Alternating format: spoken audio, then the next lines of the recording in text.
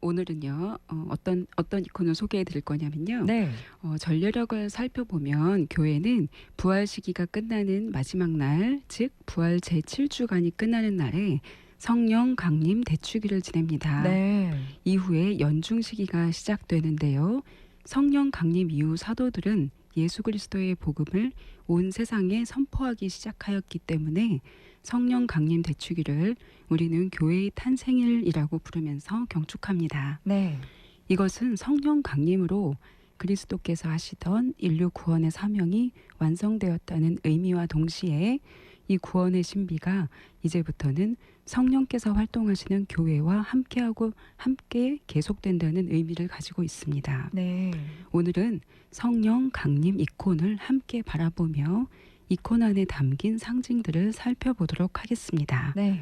우선 관련 성경 말씀 먼저 읽어볼까요? 네, 제가 읽어드리겠습니다. 사도행전 2장 1절에서 3절의 말씀입니다. 오순절이 되었을 때 사도들은 모두 한자리에 모여 있었다. 그런데 갑자기 하늘에서 거센 바람이 부는 듯한 소리가 나더니 그들이 앉아있는 온 집안을 가득 채웠다. 그리고 불꽃 모양의 혀들이 나타나 갈라지면서 각 사람 위에 내려앉았다. 네, 이렇게 3절 읽어봤는데요. 오순절이라는 말이 나와요. 네. 오순절에 대해서 좀 선생님께서 설명해 주신다면요. 네, 200주년 신약성서 주의집에 따르면요. 오순절은 해방절 다음 50일째 축제로서 보리와 밀을 추수하고 나서 핵곡식을 하느님께 드리는 봄 수확 감사제입니다. 네. 동시에 이스라엘 백성이 시나이 산에서 하느님과 맺은 계약을 기념하는 축제입니다. 오순절은 초봄의 해방절 및 늦가을의 초막절과 함께 순례 축제였으므로 13살 이상의 이스라엘 남자라면 누구나 예루살렘 성전에 순례할 의무가 있었습니다. 네. 따라서 예루살렘은 많은 사람들로 북적이고 있었고 예수님의 제자들과 예수님을 따르던 많은 사람들도 그곳에 모였습니다. 예수님께서 승천하시기 전에 사도들에게 말씀하시기를 네. 예루살렘을 떠나지 말고 나에게서 들은 대로 아버지께서 약속하신 분을 기다려라. 요한은 물로 세례를 주었지만 너희는 며칠 뒤에 성령으로 세례를 받을 것이다. 라고 말씀하십니다. 네. 이 말씀에 따라 예수님 승천 이후에도 사도들은 모두 함께 한마음으로 기도에 전념하고 있었습니다. 네. 120명가량이 다락방에 모여서 기도하고 있었는데 마침내 오순절에 성령이 내립니다. 네. 이들은 여러 가지 다른 언어로 복음을 선포하였고 사람들은 각기 자기네 지방 말로 알아듣게 됩니다. 오, 네. 그들 가운데 어떤 사람들은 이 신비로운 사건을 긍정적으로 평가했지만 어떤 사람들은 새 포도주에 흠뻑 취했군 하며 부정적인 판단을 내렸습니다. 네. 이때 사도들을 대표하여 베드로가 나서서 군중들에게 설교를 합니다. 회개하십시오. 그리고 저마다 예수 그리스도의 이름으로 세례를 받아 여러분의 죄를 용서받으십시오. 그러면 성령을 선물로 받을 것입니다. 이 약속은 여러분과 여러분의 자손들과 또 멀리 있는 모든 이들 곧 주 우리 하느님께서 부르시는 모든 이에게 해당됩니다. 네. 이날 베드로의 설교를 듣고 회개한 사람들이 3,000명 가량이나 와. 되었습니다. 네. 지금 들어도 정말 신비한 사건인데요. 네. 어떻게 뭐 다른 언어로 복음을 선포했는데 알아들었단 말이잖아요. 네. 아, 제가 최근에 대만을 갔다 왔는데 하나도 못 알아듣겠더라고요. 네. 정말 더 그래서 그런지 더 신비롭게 느껴지는데요. 네. 이콘에 그런 장면이 담겨 있다는 거죠. 네, 오늘 소개해드리는 이콘은 1546년에 제작된 그리스 아토스 산의 스타브로니키타 수도원에 보관되어 있는 이콘입니다. 네. 다정 아나운서님께서 이콘을 읽어주시겠어요? 네, 읽어보겠습니다. 네. 혹시 지금 라디오로 들으시는 분들은 유튜브 보이는 라디오로 함께 들어오시면 사진 보면서 함께 들으실 수 있고요. 그렇지 못하신 분들은 운전하시는 분들 빼고 눈 감고 잠시 상상해 보면서 네, 들어보시면 좋겠습니다. 성령 강림 이콘 읽어보도록 할게요. 우선 사각형의 이콘입니다. 이콘의 윗부분 한가운데는 둥근 원의 가장자리가 보이고요. 그곳에서 분수처럼 12줄기의 빛이 쏟아져 내리고 있습니다. 이 빗줄기의 끝에는 붉은 덩어리 같은 것들이 보이는데요. 이 빗줄기 아래에는 말발굽처럼 생긴 아치형의 커다란 의자가 놓여 있습니다. 그리고 그 의자에는 양쪽에 사도들과 제자들로 보이는 사람들이 앉아 있습니다. 앉아 있는 이들은 의자의 중심으로부터 양쪽으로 6명씩 총 12명입니다. 이들은 모두 남자이며 머리에 후광이 있습니다. 이들이 앉은 자리의 아래에는 역시 아치형의 커다란 문 안의 어두운 공간이 보이고요. 그 안에 왕관을 쓴 노인이 12개의 두루마리가 담긴 천을 들고 서 있습니다. 이들이 앉아있는 곳의 뒤쪽 이콘의 배경에는 회색 건물이 양쪽에 있고요. 붉은 천이 건물 위에 덮여 있습니다. 네, 이렇게 한번 읽어봤는데요. 성령 강림을 그대로 묘사한 이콘인데 어떻게 보니까 전래동화의 한 장면 같기도 한데요. 네. 이콘의 가운데에는 흐릿한 글씨로 펜테코스테라는 그리스어가 표기되어 있는데요. 네. 펜테코스테는 50번째라는 뜻으로 오순절이라는 의미입니다. 이콘에서 성령 강림을 오순절로 표현하는 이유는 주님께서 부활하신 후 50일째 되는 날에 성령께서 성모 마리아와 사도들에게 강림하셨기 때문입니다. 네. 예수님께서는 성령을 파라클레토스라고 부르셨는데요. 우리말로 보호자, 위로자, 중재자, 변호자라는 뜻입니다. 네. 이콘의 배경은 사도들이 앉아있는 예루살렘의 2층 방인데요. 2층 방을 회색의 건물과 그 위에 걸쳐진 빨간 천으로 표현하고 있습니다. 네. 이제 성령께서 예수님의 사도들에게 불혀 모양으로 내려오는 모습이 묘사되어 있는 윗부분과 어두운 동굴에 왕관을 쓰고 홀로 서 있는 노인이 묘사된 아랫부분으로 나누어서 이콘을 살펴보도록 하겠습니다. 네, 그럼 우선 성령 강림 장면이 묘사되어 있는 윗부분부터 한번 읽어볼게요. 네, 이콘에는 사도들이 반원형의 의자에 앉아 있습니다. 이 반원형은 아래쪽이 열린 타원형의 반원입니다. 네. 오늘 이콘에는 이름이 써 있지 않지만 이름이 써 있는 다른 이콘들을 참조로 해서 제자들의 이름을 알아보았는데요. 우리가 바라보는 그대로 이콘의 왼쪽 위에서부터 살펴보면 네. 첫 번째 사도는 베드로이고 그 뒤에는 복음사가인 마테오와 루카가 있습니다. 네. 이어서 시몬과 바르톨로메오 그리고 필립보 사도가 있습니다. 네. 반대쪽인 오른쪽에는 맨 위에 사도 바오로가 있고요. 그 뒤로 역시 복음사가인 요한과 마르코가 있고 이어서 안드레아와 야고보와 토마스 사도가 있습니다. 네. 특이한 점은 실제로 오순절 성령 강림 때 사도단에 속하지 않았던 바오로 사도가 베드로 사도와 함께 양쪽 첫 자리에 묘사되어 있다는 점입니다. 네. 또한 공관 복음 사가들 역시 모두 이 자리에 함께 하였는지는 확실하지 않지만 함께 묘사되어 있습니다. 네. 4명의 복음 사가들과 바오로 사도는 복음서를 손에 들고 있고요. 나머지 사도들은 모두 두루마리를 들고 있는데요. 이것은 땅끝까지 복음을 선포하라는 사도들의 공동 사명을 드러내고 있습니다. 네. 베드로 사도와 바오로 사도는 둥근 반원형 자리에 중앙, 왼쪽과 오른쪽 첫 자리에 앉아 있습니다. 네. 그러니까 맨 위쪽에 마주보고 있는 두 분이라는 거죠? 네, 그렇죠. 네. 제자들 위로 빛이 내리고 있는데요. 그러니까 이 빛이 우리 이콘의 이름처럼 성령인 거죠. 네, 그렇죠. 의자에 앉아 있는 제자들에게 이콘 윗부분에 있는 둥근 부분, 즉 만돌라에서 빗줄기가 쏟아져서 불꽃 모양의 혀의 모습으로 각 제자들 위에 내립니다. 네. 사도행전에 요한은 물로 세례를 주었지만 너희는 며칠 뒤에 성령으로 세례를 받을 것이다 라고 하신 예수님의 말씀이 이루어지는 순간인데요. 네. 혼돈과 오해, 불신, 공포의 시간은 지나가고 이제 하느님께서는 제자들 안에 사십니다. 네. 이 빛은 그들을 새로운 희망과 용기와 신뢰로 채워주시는 부활하신 그리스도의 성령이십니다. 네. 그 성령께서 삼위일체이신 하느님의 생명을 우리에게 나누어 주신 것입니다. 네. 성령 강림 대축일이 되면 이 성령 강림의 순간을 상상만 해보다가 이렇게 이콘으로 직접 읽게 되니까 또 새로운 것 같습니다. 유튜브로 김지혜님께서 성경책을 들고 있는 사람이 베드로인가요? 라고 질문해 주셨는데요.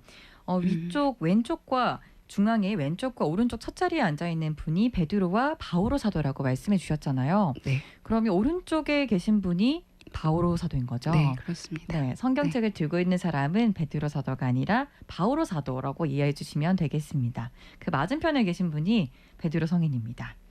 네, 이렇게 계속해서 궁금하신 점들 질문 계속해서 해주시고요. 무진직님께서는 처음 보는 이콘이라 더 몰입 중입니다 해주셨고요. 이혜니님께서는 이콘 공부하면서 또 다른 지식들까지 배워가는 시간 너무 좋다고 함께 해주고 계십니다. 네, 여러분 궁금한 점 또 이콘 보시면서 느낀 점들 많이 함께 나눠주시길 바라면서요. 저희는 성가 한 곡 듣고 와서 또 이야기 이어가 보겠습니다. 저니 투 헤븐이 부릅니다. 오소서. 내 마음에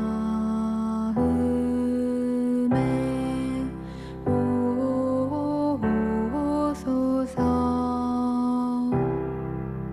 내 마음에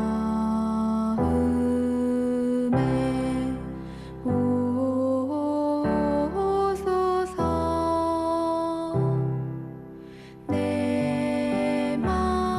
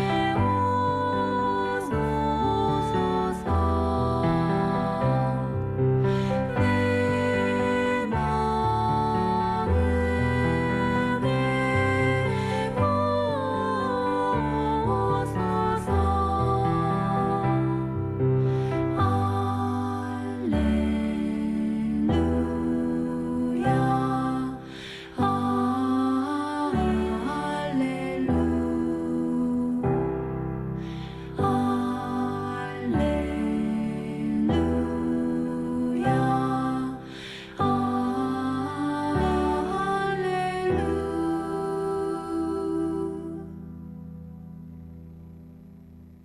정말 성령이 우리에게 오는 것 같죠. 저니 투 헤븐이 부르는 오소서 듣고 왔습니다. 오늘 가톨릭 문화살롱 부산 가톨릭대학교 평생교육원 정영란 글라라 선생님과 이콘 이야기 나누고 있습니다. 유튜브로 신라님께서 성령 강림 이콘 멋지네요 해주셨고요. 정성호 신부님께서도 함께 해주고 계십니다. 부활의 완성은 성령 강림이죠. 상세한 설명 너무 감사해요 해주셨습니다. 그리고 권영수님께서는요. 그림 자세히 보면 불꽃 모양이 있는데 불꽃 모양이 성령 뜻인가요 해주셨습니다. 그림에 지금 빗줄기가 내려오고 끝부분에 빨간 빛이 띄워져 있는데 이 부분을 말씀하시는 게 맞을 것 같아요. 선생님 맞다고 봐도 될까요? 네, 그 부분이 성령을 표현해 놓은 것으로 보시면 될 것 같습니다. 아, 네, 좋습니다. 네, 계속해서 궁금하신 점 이렇게 많이 말씀해 주시고요. 저희는 그럼 조금 더 이콘에 대해서 이야기 나눠보겠습니다. 성령이 내리시던 이 순간 이렇게 그림으로 자세하게 설명이 되어 있지만 그때 그곳의 분위기는 정말 대단했을 것 같아요. 네, 사실 성령 강림 이야기를 성경에서 읽어보면요. 갑자기 하늘에서 거센 바람이 부는 듯한 소리, 혀 같은 불길, 여러 다른 언어로 말하는 큰 목소리들, 어리둥절함, 경탄, 그리고 술에 취했군이라는 비난의 말 등등 여러 가지 시각적, 청각적인 장면들이 떠오릅니다. 네. 그런데 이콘은 이러한 것들은 표현하고 있지 않습니다. 그러니까요. 이콘에는 소리나 말, 이야기하는 제자들이나 흥분한 군중들이나 회의적인 구경꾼들이 없습니다. 네. 오직 하늘을 상징하는 둥근 원인 만돌라에서 제자들 머리 위로 쏟아지는 12개의 빗줄기만을 보여줍니다. 네. 이콘에서 우리가 볼 수 있는 것은 완벽한 고요와 조화 그리고 질서입니다. 그리고 하느님께서 우리에게 거룩한 숨을 주시는 순간을 표현함으로써 이제 정말로 우리 안에 계신 하느님을 알게 해줍니다. 네. 사실 정말 성경대로라면 뭔가 방언이 터지는 듯한 문자도 쓰여 있을 수 있겠다라는 생각을 했는데 그런 부분은 전혀 표현이 되지 않았어요. 오직 그러니까 성령에만 집중한 이콘인 거네요. 네, 이콘을 보시면 베드로와 바오로 사이 의자의 중앙에는 빈 공간이 있습니다. 네. 이 공간은 보이지 않는 신비체의 머리인 그리스도의 자리입니다. 네. 즉 그분은 교회의 머리이시며 보이지는 않으나 언제나 교회에 존재하심을 상징합니다. 네. 또한 열린 이 공간은 성령께서 머무시는 내적 공간을 상징합니다. 네. 성령 강림 이콘은 구약의 바벨탑 이야기에서의 혼란과 혼돈을 성령 강림으로 인한 조화와 질서, 일치를 통해서 서로 대조시키고 있습니다. 바벨탑 이야기에서는 언어를 혼란시켰을 때 나라들이 분열되었습니다. 네. 반면 오순절에는 성령 강림으로 인하여 제자들이 성령께서 주신 표현의 능력대로 다른 언어로 말하기 시작하였지만 듣는 이들 모두 저마다 자기 지방의 말로 듣고 이해하게 되었습니다.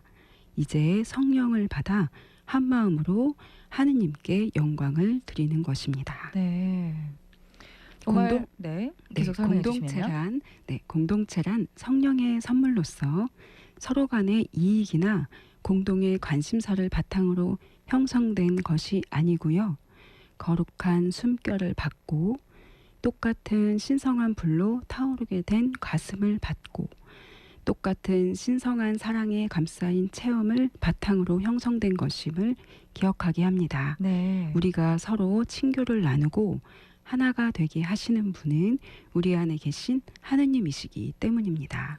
네, 계속해서 이렇게 성령 이야기 함께 나누고 있는데요. 유튜브로 무진증님께서 전례 봉사자라 그런지 성령 강림 대축일은 부활 3종기도 끝나는 시점이라고만 생각했는데 이 시간을 통해 더 의미 깊게 와닿네요. 완성합니다. 해주셨습니다. 너무 감사합니다. 현실적인 말씀이셔서 많은 분께서 공감하실 것 같아요. 네, 그리고 이혜니님 독서전 성령께 맡기고 올라가서 독서하고 내려오면 그런 체험을 해요. 제 입에서 나왔지만 누군가 힘에 의해서 독서하고 느낌이 있어요. 늘 함께 해주시는 성령 하고 말씀해 주셨습니다. 네, 이렇게 좀 대단한 성령을 받아 모신 12제자. 최후의 만찬 이후로 12제자가 이렇게 둘러앉아 있는 모습은 저는 사실 처음 보는 것 같아요. 네, 예수님 생전에 함께했던 그 12제자와는 구성은 조금 다르죠. 네. 그렇지만 어쨌든 12제자가 한자리에 모여 있고요. 이콘 속의 12제자들은 안정적이면서 또한 완전히 조화로운 공동체의 모습으로 묘사되어져 있습니다. 네. 역원근법과 대칭적인 구조 때문에 그렇게 보이는 것도 있겠죠. 이들은 서로를 마주보거나 서로 말을 하거나 함께 어떤 일을 하고 있지는 않습니다. 네. 그럼 제자들은 무엇을 하고 있는 모습일까요? 약간 묵상을 하는 것 같기도 하고 뭔가를 좀 느끼는 것 같은 분위기예요. 네, 이코는 제자들이 성령을 받는 순간과 더불어서 그들 안에 오신 하느님께 귀를 기울이고 있는 모습을 표현하고 있습니다. 네. 그들을 일치시키는 것은 위로부터 내려온 한 줄기 빛입니다. 이 성령께서 그들이 예수님께 받은 말씀을 이해하도록 그들의 마음을 열어주십니다. 하느님의 말씀이 그들을 믿음의 거룩한 공동체 안에 하나로 묶어주십니다. 네. 이것은 교회의 신비인데요. 교회는 다양성 안에 일치라는 신비를 드러내고 있습니다.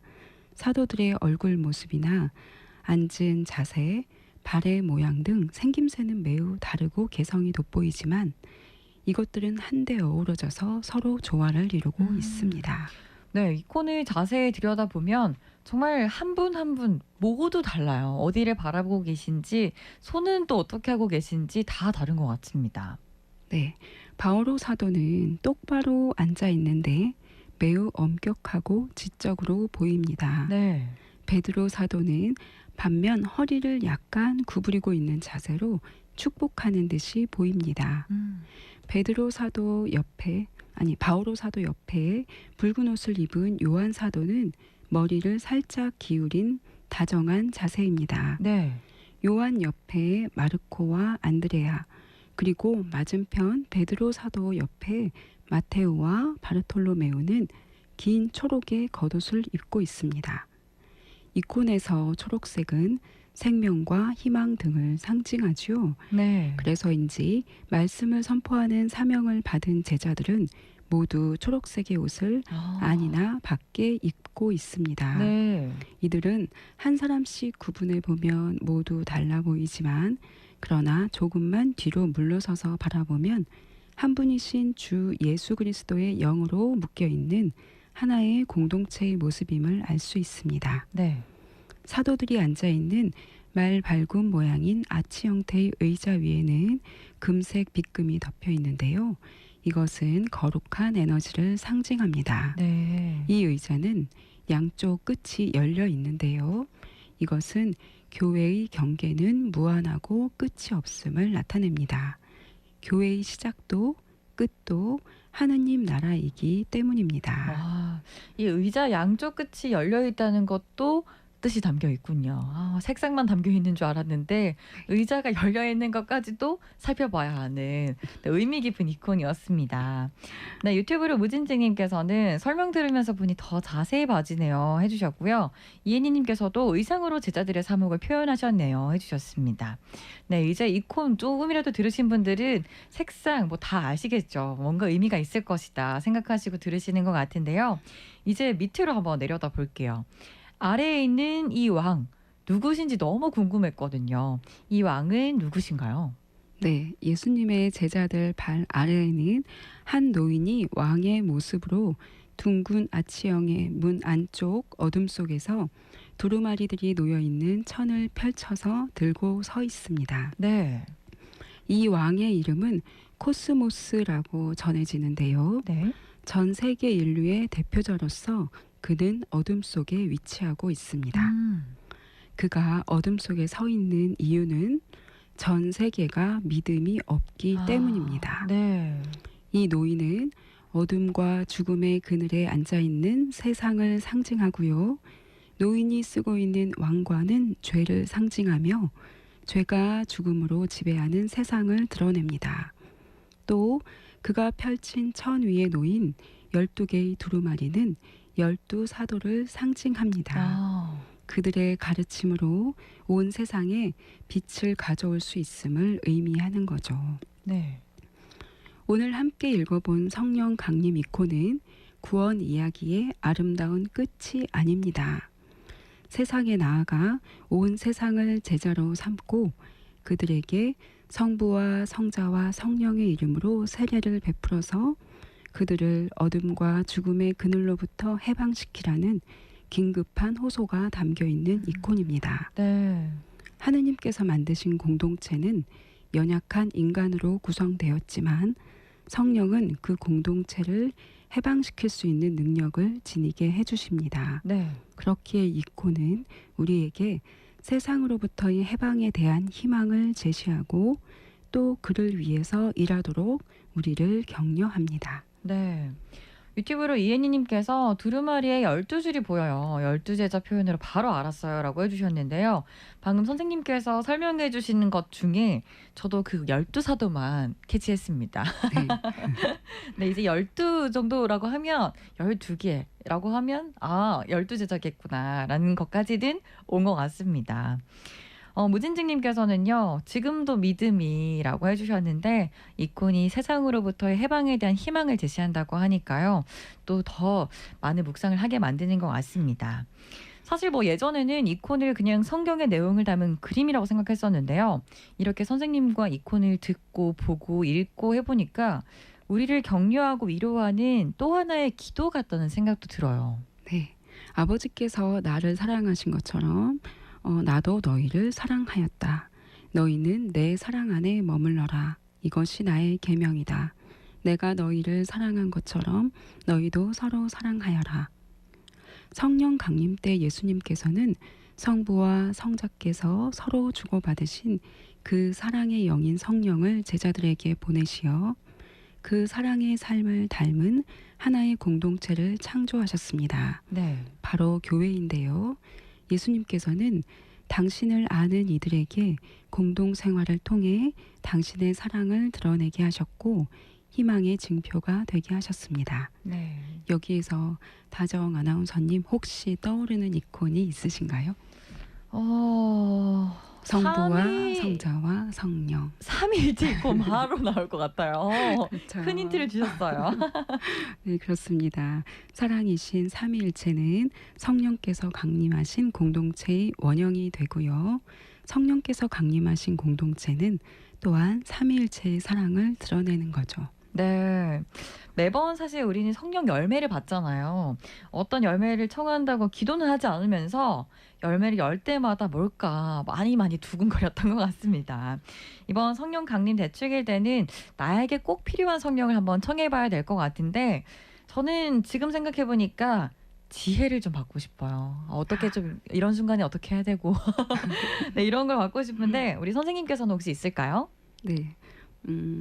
예수님께서 말씀하셨죠. 구하여라 받으리라 하셨잖아요. 네. 그래서 저는 다 주세요 하고 정하고 싶은데요. 그걸 생각 못했네요. 저도요. 네, 그럼 제가 너무 욕심장인가요? 아닙니다. 뭔들 네. 하나 주시겠죠.